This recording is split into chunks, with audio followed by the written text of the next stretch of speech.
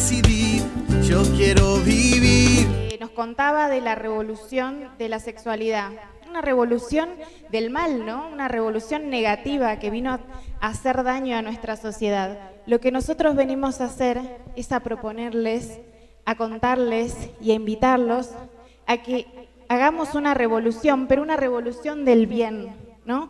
Cuando Gabriel nos decía que ya hace 50 años que empezó la revolución de la sexualidad, yo pensaba y decía, todo es un proceso, todo tiene un inicio y tiene un fin, pero la primera persona que empezó a trabajar este tema y a generar tanto mal en nuestra sociedad, tuvo que haber empezado. Entonces nosotros estamos acá para invitarlos a ustedes, para que seamos ese inicio del bien, que seamos estos jóvenes pro vida que venimos a generar un cambio positivo para nuestra sociedad. Nosotros en Argentina estuvimos pasando el proceso de intento de legalizar el aborto y hemos trabajado mucho, hemos empezado a transitar un camino del bien, ¿no? Sobre todo trabajando con jóvenes y, como les decía, el inicio de la revolución pro vida, que seamos esta generación que surge y viene a traer valores a nuestra sociedad. Así que bueno, ahí Raúl les va a explicar también algo muy importante, que es el hecho de cómo empezamos. No podemos arrancar este proceso si no estamos instruidos. Es importante que sepamos cuál es el contexto en el cual nos estamos manejando, quiénes son las personas que promueven el aborto, cuáles son sus objetivos, por qué lo hacen, cuáles son las herramientas que utilizan y también cuáles son las herramientas que nosotros tenemos para poder avanzar con el avance hacia favor de la vida. Así que bueno, ahí Raúl les va a estar dando herramientas y mostrándole cuál es el contexto en el cual estamos con respecto al aborto. Bueno, gracias Aye, gracias fundamentalmente a todos ustedes, buenos días o buenas tardes ya. Quiero agradecer antes que nada a BC Prodein por hacer posible que estemos acá y también la misa que nos han dado previamente a esto. Para mí venir a una misa y escuchar una homilía pro vida, para mí es sentirme en casa. Quiero decirles que me siento muy cómodo, que estamos muy cómodos, es como si estuviéramos en casa. Y además las puertas son celestes, así que la verdad que esta ola celeste a nosotros sentimos que ha llegado a todos lados. Y qué mejor que para formarnos, para tomar conocimiento de cómo debemos encaminar nuestra vida y cómo ser instrumentos, porque todos podemos serlo, que capacitarnos.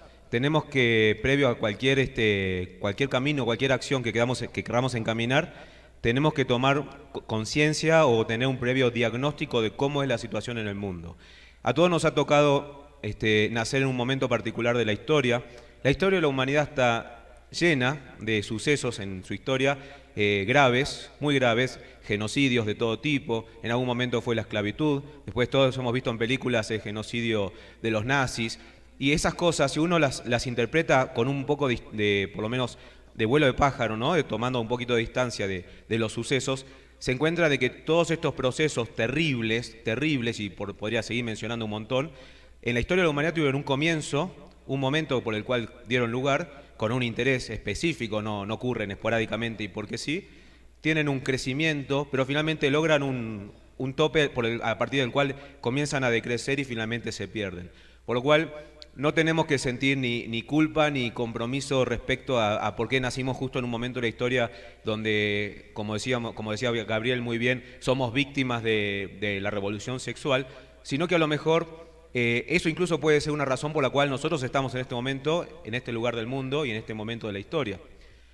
Pero para poder comprender los alcances de esto, que no solamente es el aborto, sino que es una cultura que va en contra de la familia y en contra de todo tipo de lo que es el derecho a la vida, que es el principal derecho humano, nosotros una vez me acuerdo que habíamos iniciado una charla como esta, también con gente joven como ustedes, y para poder graficarlo un poco, para poder entender qué es lo que está detrás de todo esto, lo primero que hicimos fue compramos unas pastillas o caramelos, no sé si pastillas aquí también es para nosotros igual, de 2 colores. Y a todo el mundo le dimos 2 pastillas, una de un color y otra del otro.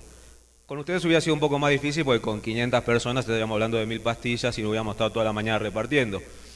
Pero a todo el mundo le dimos las 2 pastillas y les preguntamos si habían visto la película Matrix. Y la mayoría nos ha dicho que sí. Entonces dijimos, bueno, qué bien que estén formados tan teológicamente en la película de Matrix como en este lugar, porque aunque no lo crean, esa película tiene mucho para decirnos desde un punto de vista, digamos, de conciencia. Porque a todos le dijimos lo mismo, ustedes están a punto de cruzar una puerta, que es la puerta de la información, la puerta de la verdad que está detrás de todo esto. El que quiera lo puede aceptar voluntariamente y el que no lo sienta, el que crea que realmente no quiere arriesgarse a tanto, podría tomar la decisión de no hacerlo. Pero lo que está detrás no es fácil de entender de primeras, no es fácil de asumirlo, pero yo le puedo decir una cosa, que si ustedes, no digo que me crean porque todo lo que hacemos desde Más Vida, todo lo que es investigación lo hacemos basado en fuentes oficiales, que está a disposición de todos, solo hay que tener tiempo y ganas de investigarlo. Nosotros lo que hacemos hoy es tratar de ahorrarles un poco de ese trabajo, pero sí que si logran de alguna forma hacer esto parte de ustedes y logran comprender en la dimensión global lo que es esta problemática, yo les puedo hacer una cosa, el compromiso llega solo. Y el compromiso es el primer paso que debemos dar para revertir esto, para poder cambiar, para poder decir el día de mañana, cuando nos toque, digamos, partir de este mundo y rendir cuentas, sobre todo, decir, bueno, hicimos nuestro granito de arena o contribuimos en esto. Lo que no podemos es verlo, conocerlo y seguir del lado. Esto va muy rápido. Ahora sí. Para tener una idea de cómo comienza todo esto y referido exclusivamente al control de la población, que ese es el origen detrás de todo esto. Cuando uno dice, ¿qué hay detrás del interés? ¿Por qué alguien podría tener interés que un porcentaje que en la historia de la humanidad, digamos, la homosexualidad, por ejemplo, que siempre ha sido un 2 o un 3%, que sea un 20% de la población? ¿Quién podría tener interés en que algo así pase? O cuando alguien me dice, bueno, ¿quién podría tener interés en que los anticonceptivos sean consumidos a diario por millones de personas todos los días, más allá de los laboratorios, por el gran negocio que hay detrás? ¿O quién podría tener tanto interés para que en Argentina se legalice el aborto, para que en España se haya legalizado o para que se legalice en Colombia? ¿Quién podría tener interés? Porque todos sabemos que con la legalización o la despenalización del aborto aumenta la cantidad de abortos, lo que además es bastante obvio y sentido común. Pero cuando uno dice, entonces, ¿por qué tanto interés en terminar con la vida de tantos seres humanos en una etapa tan inocente y tan vulnerable como es en el vientre? Bueno, hay un montón de razones y orígenes que tienen básicamente argumentos de alguna forma eugenésicos. Eugenésico se refiere a pretender mejorar la raza. Eso es lo mismo que hacía Adolf Hitler con la Alemania nazi. Bueno, ese criterio intentaba de alguna forma decir, bueno, a ver, somos muchos, o mejor que no seamos tantos, o en todo caso, si deberíamos decir, ¿a quién debemos tirar por la borda de este barco que es la humanidad? Bueno, empecemos a seleccionar y digamos, ¿quiénes son ciudadanos de primera y quiénes son ciudadanos de segunda?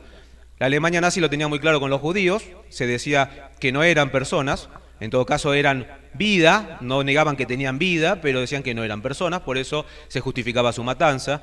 Con los negros pasaba lo mismo, es muy gracioso, tenemos en la historia de los Estados Unidos un fallo de la Corte Suprema de 1800 y algo, que era Scott versus Sanford, donde decía que los negros no eran seres humanos, y como no eran seres humanos, ¿qué podíamos hacer con ellos? Comprarlos, venderlos, explotarlos o incluso matarlos.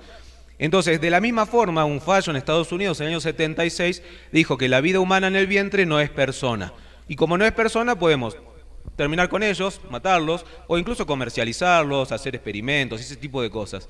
Vemos orígenes muy remotos en Platón, que ya tenía este tipo de ideas. Luego viene Malthus, Malthus es el que le da origen a todas las teorías malthusianas. Cuando escuchen hablar de una teoría malthusiana, da origen en Malthus. Que Malthus en realidad no tenía una mala intención, pero él tenía una visión previa a la revolución industrial en Inglaterra, donde él decía, che, somos cada vez más y los alimentos no vienen en la misma proporción, por lo cual en algún momento vamos a pasar hambre.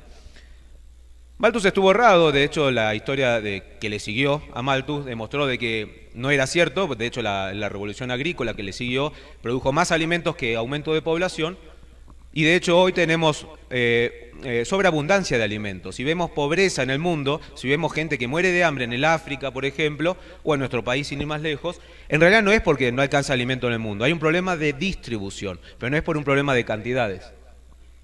Luego le sigue Darwin, que también pensaba que la supervivencia del más fuerte es natural, como que es parte de la naturaleza. Si alguien es más fuerte que otro y alguien debe matarlo al otro, bueno, eso es natural. Y después, bueno, tenemos casos como Margaret Sanger, que es la fundadora de la clínica de abortos más grande de la historia de la humanidad en Estados Unidos, amiga de Adolf Hitler, dicho sea de paso, y otros más. Todo esto quiero remarcarlo porque tiene un contexto. Antes de la Segunda Guerra Mundial, la eugenesia científicamente incluso estaba como bien vista. Es decir, bueno, a ver, si vamos a empezar a que se reproduzcan los discapacitados, no es muy bueno para la población. Eso con los espartanos que los tiraban por el borde del acantilado a los que nacían deformes, no tiene diferencia. La humanidad sí fue evolucionando en los primeros tiempos, pero nos encontramos con intereses de ciertos grupos poderosos que encontraban la necesidad de que algunos países reduzcan de alguna forma su población. ¿Qué países? ¿Países como Colombia, como Argentina o Brasil?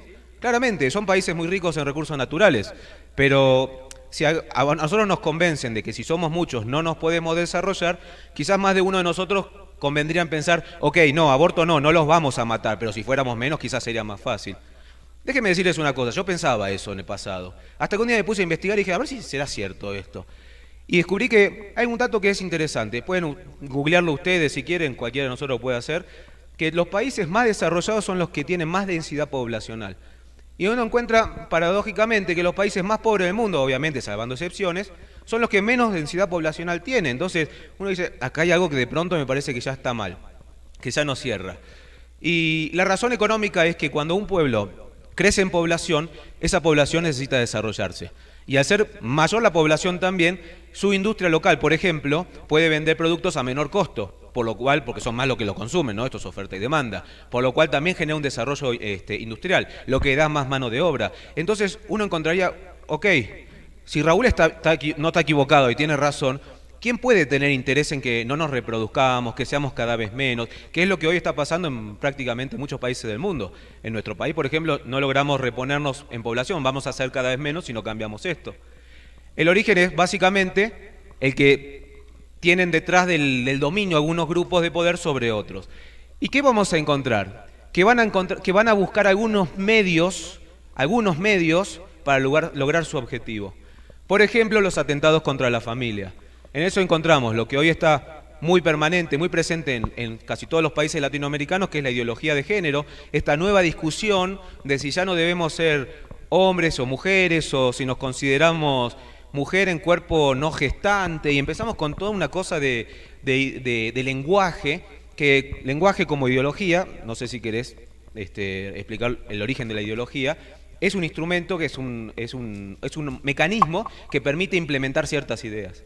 Sí, la ideología, como bien lo dice la palabra, viene de una idea, de un conjunto de personas que comparten esta idea, y en sí la ideología no es mala. De hecho podemos generar una ideología provida, por así decirlo, y transmitir ideas positivas, pero muchas veces es mal utilizada. Por ejemplo, en el caso de la Alemania nazi, la ideología que contaba Raúl, que era esto de las personas que tenían, que eran personas, y los judíos que no eran personas, que los consideraban personas de segunda, por así decirlo, esta ideología los llevó a empezar a hacer campos de concentración, a matarlos. O sea, es como que esta base ideológica fue llevando a que la gente cometiera actos de lesa humanidad, actos negativos, actos que fueron atentando contra la vida de estas personas. Con respecto a la ideología de género, muchas veces se escucha que está ligado la ideología de género con el aborto. Y es cierto, porque la ideología es un conjunto de ideas, la ideología de género, que termina diciendo, bueno, nosotros somos lo que queremos ser. O sea, yo, por ejemplo, me siento hombre, entonces soy hombre, ¿no? Esta ideología que yo puedo percibir mi cuerpo, o puedo hacer con mi cuerpo lo que quiero, como muchas veces se dicen, con respecto a la ideología, nos termina llevando al aborto. ¿Por qué? Porque al poder hacer lo que uno quiere con su cuerpo y atentar contra la naturaleza, terminamos concibiendo al aborto como algo normal, algo natural, porque la raíz es esta ideología que está mal planteada. Y como esas tenemos también lo que es la legalización de conductas dañinas para la salud, no solo referidos al tema de ideología de género, sino también, por ejemplo, la legalización de la droga, la prostitución. Todo eso va siempre de la mano en el mismo paquete. De hecho, lo que se ve normalmente de estos grupos impulsores, cuando llegan a un país, primero van por un tema, en la mayoría de los países latinoamericanos fue el divorcio primero, y luego van por un montón de cosas. No es que dicen, bueno, ok, ya con el aborto nos quedamos tranquilos y estamos conformes. No, luego del aborto van a seguir. Primero va a ser aborto por causales, como en el caso de Colombia, luego van a decir aborto para todos, y después van a decir aborto hasta los 9 meses, e incluso después de los 9 meses también. Y no termina ahí, después van a decir, tenemos que legalizar la eutanasia, amparada en que dicen, piensen que hay gente pobre, muy herida, dolorida, en un hospital que no quiere sufrir más, ¿por qué lo hacemos sufrir de esa manera? Si yo le dijera que hoy solamente hay 6 países en el mundo que tienen eutanasia legal, Holanda, que es el primero que lo hace y el que más lo impulsó, tiene el terrible y triste récord de que la mitad de la gente que muere por eutanasia lo hace contra su voluntad. Ustedes me dirán, ¿pero cómo? ¿Pero no se supone que es la voluntad de una persona que dice yo no quiero sufrir más, desconéctenme? Bueno, se supone, eso es lo que hacen para legalizar y convencerlos a todos, pero después cuando viene la ley es más fácil decir, bueno, a ver, acá hay una familia que como el abuelo, el pobre abuelito, que dicho sea de paso tiene como 20 millones de dólares en la cuenta, no quiere seguir viviendo el abuelito, no puede hablar porque está en coma, pero lo desconectan entre todos y listo. Al punto que piensen que en Alemania, por ejemplo, en Holanda, perdón, los abuelos emigran a Alemania teniendo miedo de tener un accidente y que después terminen, digamos, eutanasiándolos, por llamarlo así de alguna manera. Sigue con cosas como suicidio asistido y muerte digna. Pero lo interesante siempre es el aborto, para nosotros. Porque si uno lo pone hoy en cantidades, va a encontrar, como decía Gabriel muy bien, que en el mundo hoy se están cometiendo, porque esa es la palabra, están cometiendo cerca de 50 millones de abortos. Piensen un segundo en el número ese. Si uno juntara todas las guerras de la humanidad en la historia, todas juntas no logran superar la catástrofe del aborto. Si uno pensara en todas las epidemias que hubo en la historia de la humanidad, epidemias terribles como la fiebre amarilla o qué sé yo, la peste bubónica, que se han llevado muchas veces la mitad de la población de esa época, toda esa población junta no supera el daño que ha hecho el aborto. Por eso que para nosotros es tan importante hacer un poco de pie en esto y poder entender un poco cómo viene esto, cuál es el origen, como para que podamos de alguna forma entenderlo. El aborto como legal, como técnica, digamos, que debería estar bien, porque algo que es legal se supone que está bien, ¿es algo que está de toda la vida? No, comienza más o menos en Rusia en 1920, luego después sigue en un solo país que es Islandia, pero después la Europa del Este y los países socialistas, como el socialismo tiene una imagen muy fuerte respecto al control de la gente, fueron los primeros en implementarlo. Luego en la década del 70 aproximadamente empieza la occidentalización del aborto en los países europeos, en el resto de los países europeos, se traslada a América, en el caso de Estados Unidos, Canadá, y uno dice, ¿y qué pasó después de la década del 70? ¿Terminó ahí? Prácticamente, hubo un freno. Hubo un freno en la década del 80 en la legalización de los abortos. Pero todo lo que es aborto está basado en mentiras, en un montón de mentiras, que nos vienen diciendo a nosotros, que les dicen a ustedes y que decían en todos los países donde lo lograron. Por ejemplo, que el aborto es lo más novedoso, moderno, todo el mundo desarrollado tiene aborto, ustedes son los subdesarrollados que no tienen aborto legal. Desarróllense, legalícenlo. Solamente 58 países tienen aborto. En el mundo hay 206 países. Solo 58 países tienen algún tipo de aborto. Y digo algún tipo de aborto porque en algunos casos se justifica por pobreza, por ejemplo. Si la madre es pobre, matemos al niño pobre. Bueno, no lo digamos así. Interrumpamos voluntariamente ese embarazo. Así suena más fácil, suena más agradable. En otros casos dicen, bueno, por violación, si la pobre víctima fue violada y no quiere ver la cara de violador, como dicen, cosa que no pasa en la práctica, bueno, justifiquemos el aborto en esos casos.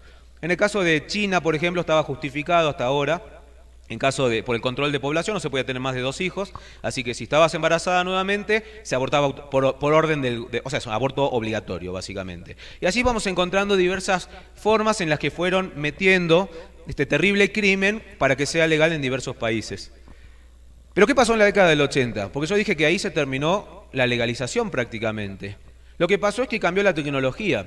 Aunque no parezca, y todos nosotros, sobre todo ustedes, deben pensar que las ecografías tienen 200 años en nuestra humanidad. Las ecografías empezaron a ser masivas en la década del 80. Entonces, el aborto siempre decimos que es una discusión antigua, porque una cosa es hablar de aborto a alguien que no sabe lo que está en el vientre. Uno le puede decir, es un conjunto de células, ¿eh? La verdad que no tiene forma, es un huevo, hígado, qué sé yo, cuántas formas le ponen despectivamente. Y es más fácil decir, che, ¿deberíamos extirpar eso o no? Y bueno, si es un huevo tal vez, pero si uno le dijera, che, ¿sabías que a las 8 semanas tiene brazos, dedos, tobillos, ojos, su corazón ya está latiendo? Bueno, ahí cambia un poquito la cosa, ¿no? Porque decir, puede no creerme, pero cualquiera que vaya y ve una ecografía, entonces ya empieza a ver la humanidad del niño en el vientre. Ya no es lo mismo decir no es humano, algo que no sabemos cómo es, que decir no es humano y podemos matar algo que sabemos que no solo es humano, sino que además parece humano. Sí, de hecho, en las clínicas donde se hacen abortos, uno de los requisitos es de que no se les muestre en la ecografía a las madres. ¿Por qué? Porque la madre que ve a su hijo y ve la humanidad de su hijo, porque como decía Raúl, cuando una mujer se hace un EVA-test, eso normalmente pasa a las 2 semanas de haber quedado embarazada, o al mes que nos damos cuenta que tenemos un retraso. Cuando uno se va a hacer el EVA-test y da positivo, a ese bebé ya le está latiendo el corazón.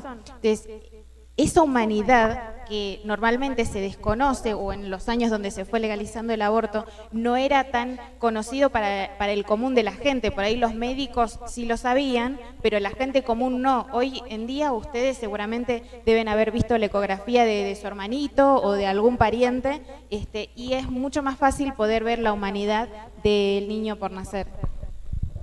Y como decíamos entonces, el mundo se encuentra en una situación particular, porque nos tocó nacer en este momento de la historia, que es lo que decíamos recién. 74% de los países no tienen aborto legal. Argentina se encuentra dentro de esos países, pero no era la intención. Quienes impulsan el negocio del aborto, porque además es un aborto, el aborto legal, estaban muy interesados en que nuestro país lo legalice. El resto se dividen entre los que tienen aborto hasta los 9 meses, otros que lo tienen fraccionado por algún tipo, o algunos casos muy puntuales, como decíamos del de China, de aborto obligatorio. La justificación lo mencionábamos recién, tenemos varios tipos. Eugenesia, por ejemplo, si el niño es Down, se considera inviabilidad del feto. O sea que ser Down es ciudadano de segunda para los impulsores del aborto, ¿no? Básicamente está comprobado que ser Down es un ser humano como todos, que tiene el mismo derecho a vivir que todos nosotros, pero para los impulsores del aborto te dicen, bueno, no, ¿para qué te vas a complicar la vida con un chico Down? Es una de las justificaciones que se adopta. Superpoblación, lo que decíamos recién, hablan de un mundo con los recursos naturales agotados, donde ya la humanidad es la peor catástrofe que le pasa al planeta, y está comprobado de que el planeta hoy, con la tecnología que tenemos hoy, tiene capacidad para albergar 40.000 millones de habitantes, y somos apenas 8.000. Por lo cual uno pensaría, a mí me trae a la memoria la imagen de las balsas salvavidas que tenía el Titanic, donde habían 4 personas a bordo, la gente se quería subir y decía, no, acá no, que está lleno este barco. Entonces, piensen que estamos asesinando gente o dejándola, ahogarse, con la analogía, porque creemos que nuestra balsa está colapsada cuando no lo está. Y el típico después de pobreza o violaciones. Violaciones suele ser bastante recurrente. Por plazo también lo podemos distinguir entre diversos plazos. De nuestro país intentaron que sea hasta las 14 semanas, en otros países es hasta los 9 meses, a veces por causales te dicen, bueno, no, pero si hay riesgo de salud de la madre, bueno, eso no tiene límite de edad. Por lo cual hay que ver qué interpretamos por riesgo de salud de la madre. Bueno, lo que interpretan los grupos abortistas es, incluso si la chica está deprimida por el embarazo, eso se considera causar salud. Peor todavía, si ella cree que potencialmente se podría deprimir, aún no siendo, profesional en psicología, eso se considera causal salud. Ya tener náuseas se considera causal salud. Y me dirá, pero todas las mujeres embarazadas tienen náuseas. Bueno, es aborto libre básicamente lo que empujan. Lo que decíamos recién, según las Naciones Unidas, organización que por cierto es abortista, hay 59 países que aceptan el aborto en casos de violación. Piensen que violación termina siendo muchas veces el dato. ¿Por qué violación? ¿Por qué es la puerta de entrada a violación a una legislación abortiva? Porque todo el mundo, no nosotros que estamos aquí hoy capacitándonos, pero la gente común, cuando ustedes mañana se suban a un transporte público, se ponen a conversar con un desconocido, le van a decir, no, en caso de violación yo creo que está bien. ¿Por qué? Porque todos piensan que su hija, con tanta mala suerte, un día salía por la calle, violada por un hombre que sale de la oscuridad, justo queda embarazada ese día, justo estaba en el momento fértil del mes. Todos sabemos que hay un pequeño periodo de fertilidad en el mes y uno piensa, bueno, si le pasa eso a mi hija, yo no sé si quisiera que mi hija siga adelante con el embarazo. Pero están desconociendo la realidad que está detrás del aborto por violación.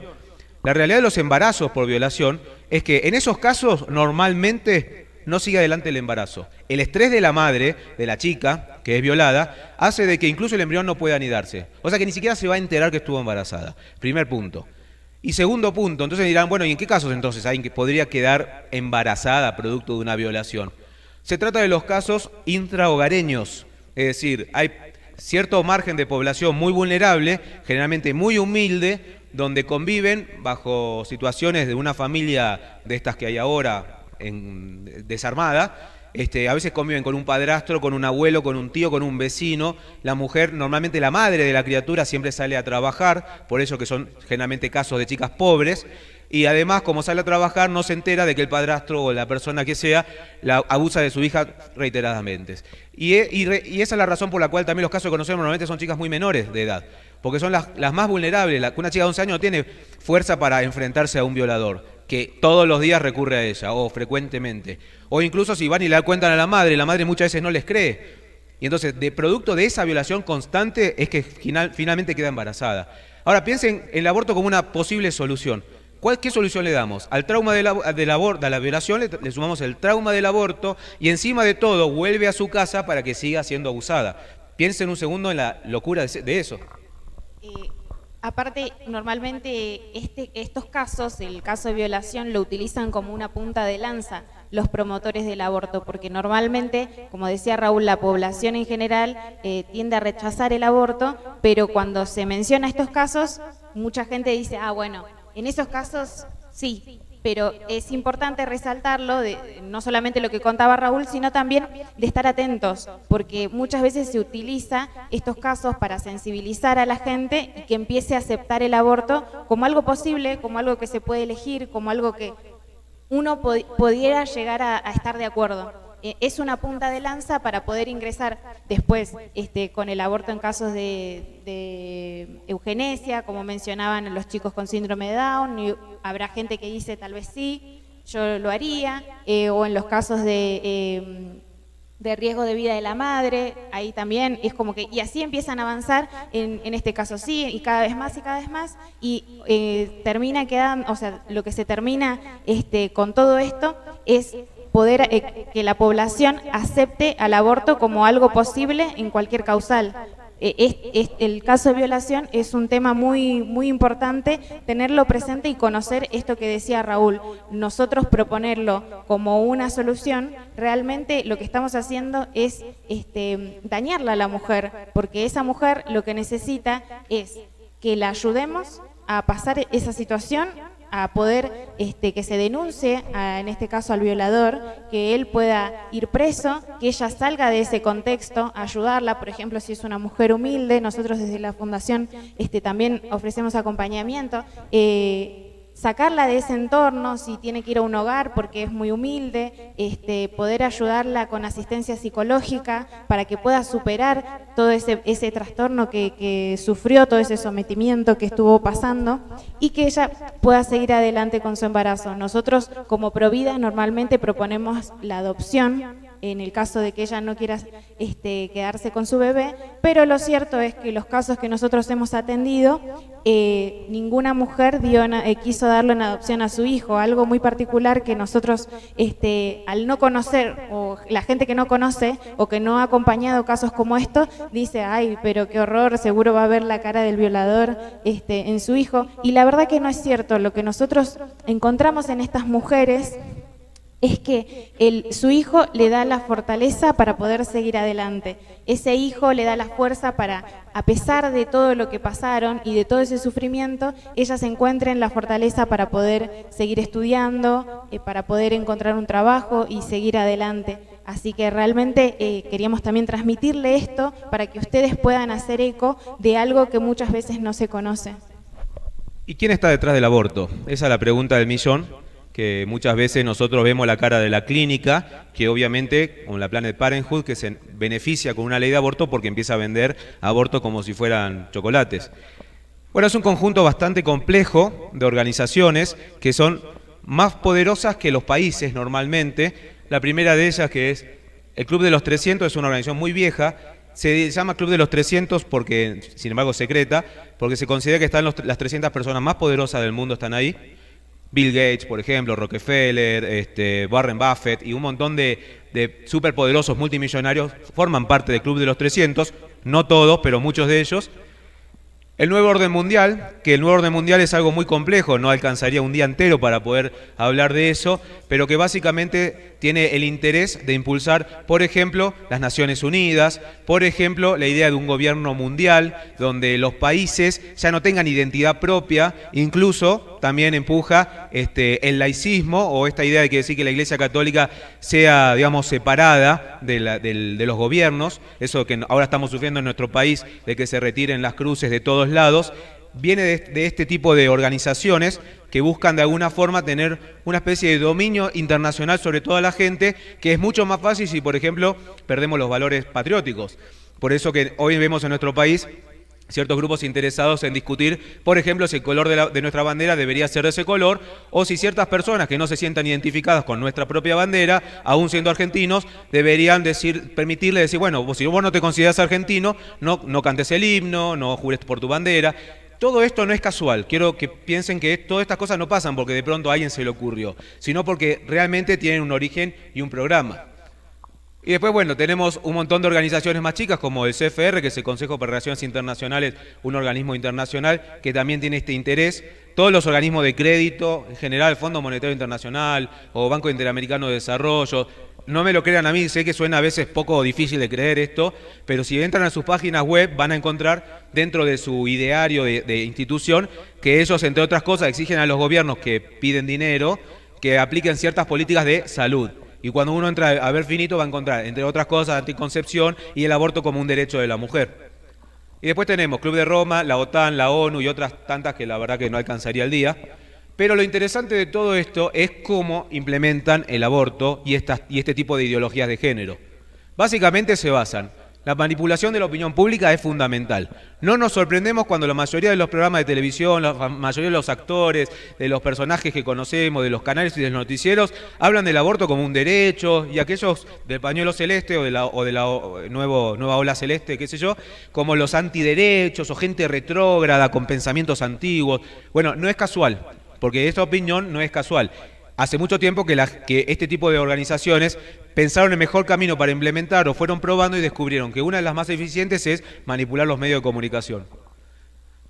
Manipular la opinión pública junto con los medios de comunicación es bastante evidente. Si uno, digamos, consigue los medios, la opinión pública suele ir por ese camino. Instalación de la información falsa. Esto es clave. Esto es fundamental. No pueden instalar que el aborto es bueno, no pueden instalar nunca que matar a un ser humano es bueno si no empezamos a cambiar algunas cosas. Por ejemplo, empiezan a decirnos que los abortos clandestinos pasan igual, que son una cantidad pero terrible. En nuestro país hablan de 500.000 abortos por año cuando tenemos 700.000 nacimientos, para que piensen en un número. Sería algo así como que todas las mujeres argentinas a lo largo de su vida por lo menos tuvieron casi 2 abortos. Son números inmanejables, pero como son clandestinos y nadie puede refutarlo, porque si no son tantos, ellos tienden a tirar números muy altos. Después dicen que es la principal causa de muerte materna. Otra mentira que está súper probada, en nuestro país mueren por cosas relacionadas al aborto, que incluso incluye los abortos naturales, mal atendidos porque nuestro sistema de salud es pobre, son 30 mujeres por año. Es la causa número 40 y pico, creo, de causa de mortalidad materna. Pero la plantan como que es la más importante, es la más fuerte, la más terrible, y después te dicen que la única forma de evitarlo es legalizándolo, que es otra mentira. Toda la información que exagera y que es falsa, siempre a ellos les permite instalar una idea porque la gente termina comprando eso. O que mueren mujeres pobres, porque las mujeres ricas lo pueden hacer en una clínica privada, pero las mujeres pobres, pobrecitas, recurren a lugares muy sucios que finalmente mueren por una infección. Y por supuesto, me olvidaba, la modificación del lenguaje, eso es clave. Lo han visto en ideología de género todos los días. La idea no es decirle, legalicemos la matanza arbitraria de los niños en el vientre. ¿Qué es eso? al niño no le preguntan, che, ¿querés que te matemos? Por ahí dijera, si pudiera hablar y dijera que sí, quizá uno lo podría plantear, pero a nadie le pregunta, entonces es arbitrario. ¿Es una matanza? Es una matanza. ¿Es de los niños en el vientre? Y claro que sí, son niños, o sea, ya lo tenemos bastante claro. Usan eufemismos porque siempre las palabras fáciles permiten a la gente convencerla. Entonces le llaman, en lugar de aborto, le llaman interrupción de embarazo. Que en realidad está mal dicho además, porque algo que se interrumpe es algo que se puede reanudar. Uno puede interrumpir la luz con el interruptor para volver a encenderla, o puede interrumpir su carrera universitaria para después recontinuarla. Ya me están diciendo 10 minutos, vamos mal. Pero un embarazo no se puede interrumpir, si uno lo frena finalmente se termina. Por lo cual la modificación del lenguaje es importante. Esto lo decía Bernard Nathanson, para quienes lo conocen. Él fue uno de los impulsores del aborto legal en Estados Unidos, él fue uno de los que lo logró. Finalmente, cuando hace un aborto con los primeros ecógrafos, se da cuenta de lo que estaba haciendo, cambia su forma de pensar y se hace un activista pro vida. Él lo decía porque además él lo hizo. Decía que para legalizar el aborto hay que dominar los medios de comunicación, falsificar estadísticas, atacar a la iglesia, punto importante, y después ignorar la evidencia científica. Toda la evidencia científica habla a favor de la vida. Y entonces lo que hacemos todos ante este tipo de información revelada por una persona que incluso fue abortista es siempre sorprendernos o asustarnos. Ahí tarea para el hogar, para los que le interesen conocer más sobre Bernard Nathanson. Él hizo un documental que se llama El grito silencioso, así que después si lo quieren ver, está bueno y bueno, cuenta su historia también. Bueno, y entonces, ¿por qué legalizarlo? Como decíamos, para bajar poblaciones indeseadas. Y el método más eficaz, ya vimos cuál es el interés, ¿no? Pero el método más eficaz es muy simple, a través del dinero. Si uno quisiera hoy impulsar algo, lo que sea, por ejemplo, una campaña de concientización pro vida, digamos a la gente que tome conciencia que el 25 de marzo es el Día del Niño por Nacer. Ahí no hay dinero, lo podemos hacer, puede que funcione, en algunos casos va a funcionar un poco más, un poco menos. Ahora, si en un toque de viveza dijéramos, ¿y qué tal si hacemos que el 25 de marzo sea el Día del Niño por Nacer de manera comercial? ¿A qué te referís, Raúl? De manera comercial significa que, bueno, que las empresas que venden insumos para los niños, ya sea pañales, juguetes para chicos o lo que sea, ese día lo pongan como un día comercial, como el Día del Padre, el Día de la Madre o el Día de la Amistad y qué sé yo cuántos días, para que la gente salga y diga, bueno, vamos a comprarle algo a una chica que esté embarazada. Bueno, sería mucho más eficaz, porque al ver un lucro detrás, siempre hay el interés de aquellas empresas que, independientemente de la posición que tengan, tienen intención de ganar dinero. Bueno, los abortistas lo han logrado muy bien, han creado empresas realmente multinacionales como la Planned Parenthood, que es una organización que solo en Estados Unidos tiene ingresos por 1.200 millones de dólares por año, que justamente lucran con el aborto. Entonces, al conseguir que un país legalice, aumenta la cantidad de abortos del país, y al aumentar la cantidad de abortos, ellos aumentan sus cantidades de ventas. Sí, para tomar noción de cómo se manejan, ellos utilizan el método de McDonald's. Tienen sucursales en los diferentes países donde se va legalizando el aborto, entonces uno puede comprar una franquicia de la IPPF y poner su clínica de aborto en ese país.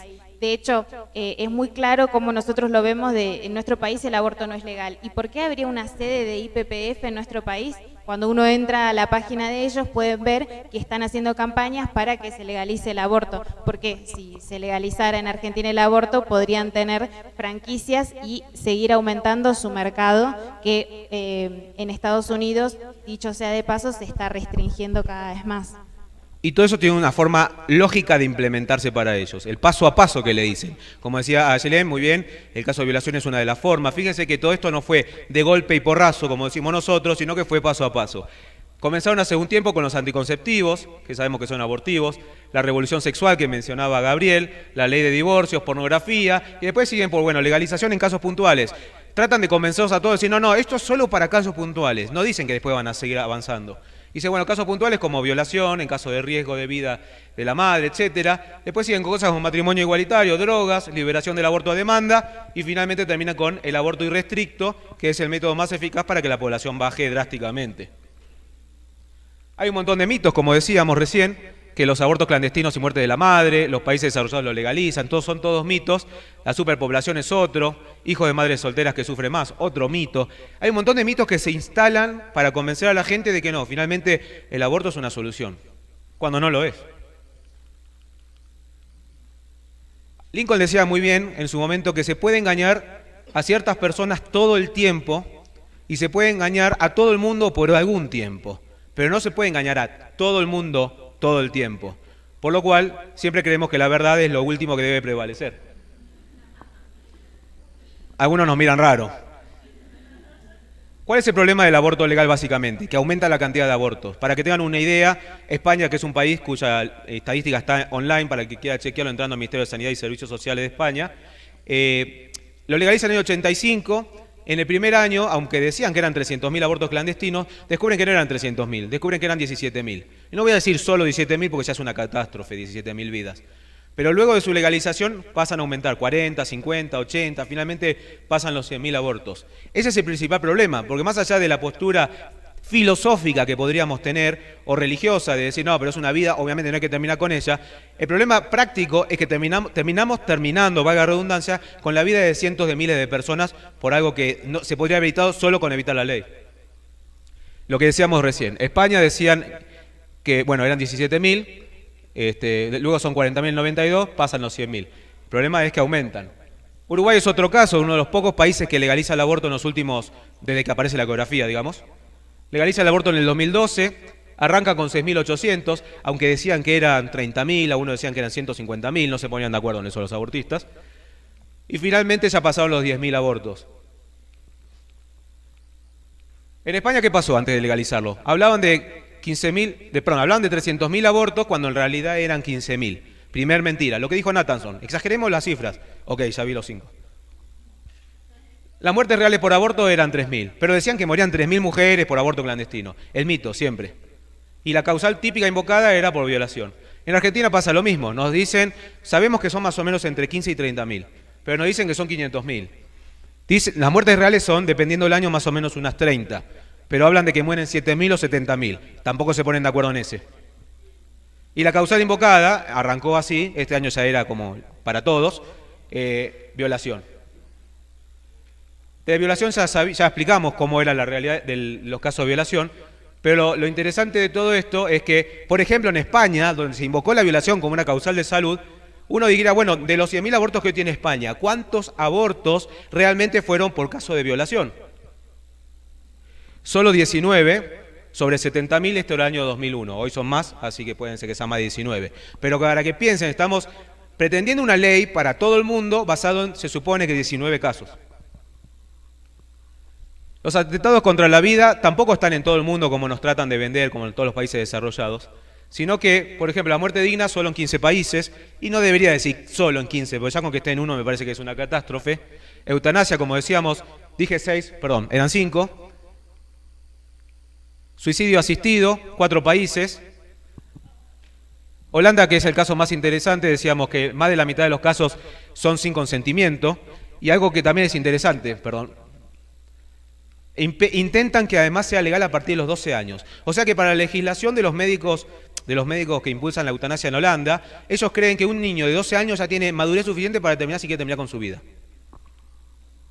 Y este es el panorama hoy. Nosotros vemos esta charla, que se supone que debería ser la mitad de la charla, vamos a tratar de achicarla lo más que podamos, y vemos el panorama como desolador, ¿no? Es decir, bueno, me parece que el aborto llegó para instalarse en el mundo, esto es una ola verde, porque es lo que pusieron en nuestro país, que nos va a desbordar. Y el panorama que tenemos, la foto de hoy, yo la reflejo en esta imagen de una ruta, que es en nuestro país, pero podría ser en cualquier lado, donde uno viene trepando en una cuesta hace mucho tiempo, y encima no tiene ni siquiera la claridad para ver qué pasa más allá de la curva. Uno podría pensar que esto sigue trepando eternamente, que va a ser un desastre. Pero la realidad es que la solución puede estar a la vuelta de la esquina, porque toda cumbre finalmente llega a un pico y después empieza a decrecer. Esta es la tendencia que tenemos hoy en el mundo. España tiene una mayoría de la población con la idea de restringir el aborto. De hecho, el presidente Rajoy había llegado al poder con la promesa de revertirlo y no pudo. En el caso de Polonia lograron algo que es genial, aborto cero. Concientizaron a la gente sobre la realidad del daño del aborto al punto de que finalmente hoy en Polonia se hacen menos de 1.000 abortos. Hablamos de un país que tiene 40 millones de habitantes. Menos de 1.000 abortos por año, lo cual es posible, incluso siendo legal. La realidad es que están por deslegalizarlo del todo, porque finalmente ellos pasaron del aborto irrestricto a las 3 causales como ustedes y ya tuvieron 2 intentos legislativos para prohibirlo del todo. Creemos que se va a dar. Italia, el 70% de los médicos ahora se niega a hacer abortos, aunque sea legal. Rusia, que es el principal promotor del aborto en la historia, el primero en legalizarlo, ya pasó de 20 causales a 8. Y Estados Unidos, ni que hablar, ya tienen más de 200, escuchen bien, más de 200 proyectos de ley estatales para restringir el aborto. En cualquier momento revierten el fallo de Roe del año 76 y el aborto pasaría a ser, como era antes del 76, ilegal en la mayoría de los estados y legal en algunos estados. Las amenazas actuales hoy están básicamente en el África y en América Latina. Entre otras cosas porque somos continentes que tenemos poca población y muchos recursos naturales, lo que decíamos al comienzo. Sí, algo que también Raúl no había mencionado es que estos grupos de poder que impulsan todos estos métodos para controlar la población tienen intereses económicos, como decía Raúl, como en estos países, en Latinoamérica y también en África, hay muchos recursos naturales. Si nosotros fuéramos muchos, nos consumiríamos todos esos recursos y no podríamos exportarlos a otros países que no tienen esos recursos naturales. Entonces ahí vemos cuál es el interés de lucro que hay de todos estos poderosos que intentan controlar la población en nuestros países. Y cuando uno se pregunta entonces qué podemos hacer para revertirlo o para ayudar, mañana una de la charla que va a dar Ayelén es sobre el trabajo que hace Más Vida, que no tiene por qué ser el único, pero de alguna forma eso está basado siempre en algunos principios. Por ejemplo, descubrir siempre la verdad, porque la verdad está de nuestro lado. No es que somos fundamentalistas por decir esto, la ciencia lo prueba. La verdad es lo que desenmascara todo lo que es el aborto. Lo difícil no es conocer la verdad, que la están conociendo hoy básicamente y estos días, sino la estrategia para implementar la comunicación de esa verdad. Eso es lo difícil. Porque si fuera tan fácil nos paramos en la plaza con un megáfono y la gente sería provida. Y hoy tenemos justamente nuevas tecnologías que nos permiten apoyarnos. Por ejemplo, las ecografías nos han ayudado, cada vez son mejores, por lo cual ya hoy negar la humanidad en el vientre es cada vez más difícil. Y nuevos métodos, como decía, que es lo que hace Más Vida. Esto es una foto nuestra cuando nos paramos en la calle, no con un megáfono, con un parlante, pero sí, salimos con un banner a decir qué es lo que hacemos. Y esto es una imagen, por ejemplo, de un niño en el vientre de 6 semanas. La gente, lo más interesante que pasa y se sorprende, la gente común no sabe que un niño en el vientre tiene dedos, brazos y qué sé yo a las 6 semanas. También Nicole decía, tengamos fe que la razón siempre es poderosa y con esa fe avancemos hacia el fin haciendo parte que nos toca, la parte que nos toca a cada uno de nosotros de cada posición que tenemos, pero siempre siguiendo la verdad. Bueno, ya está más contento, por lo menos. Muchas gracias.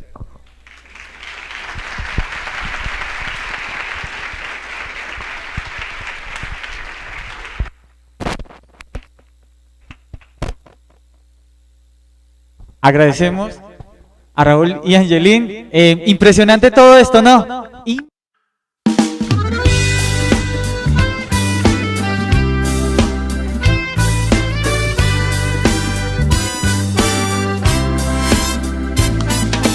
No me dejan decidir, yo quiero vivir.